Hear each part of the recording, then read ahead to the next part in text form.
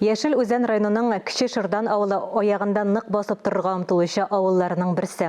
Биредә горурланып, мактанып сөйләрлек уңышлар да, борчуга салырлык күренешләр дә, хәл итәсе проблемалар да байтак. Ләкин бүген сүзебез шатлыклы вакыйга турында. Авыл нигә шатланганын хәбәрчебез Мөршидә Җиһан күреп кайтты. Буталшык замандагы рухи төшенкелек артканда күп җирләрдә тормыш сүрелә, буш иләр арта бара. Кече Шырдан авылында буш ауқымлы җилләр урап узмады. Анда да шактый өйләр бушап калды. Әмма татар халкының бөек мәгърифәтчесе Каюм Насыйриның туган авылын җанландырып җибәрү намус эше.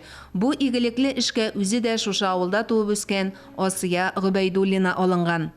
2015 елда без бу эшкә тотынганда концепция ясадык. Бу концепция буенча һәр җылны нинди план була, нинди ният була, шул эшне эшләп бердә читкә тайпылмыйча эшләп киләбез.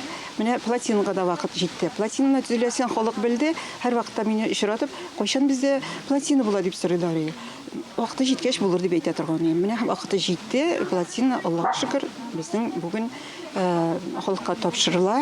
Горурланырлык эшләр башкарган Каюм баба оныклары Кече Шырдан авылының яңа тарихын яза. Яшәүгә, тормышка ямь өстәү иң элек кеше күңелендә ярала һәм шуннан соң гына ул чынга ашырыла.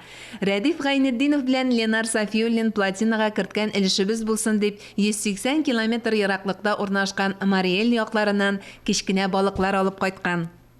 Бик матур вакыйга. Бүген альхамдулилlah Авылга бәя шишмәләренең, су буйларының төзеклегенә карап та бирелә. Су дөньядагы иң кадерле бүләк.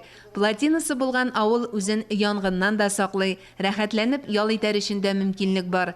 Ә киләчәктә биредә әле балык тоту буенча ярышлар узар дип өметләнә халык. Мөршидә Җиһан, Ирек Хәмидуллин, Татарстан яңалыклары.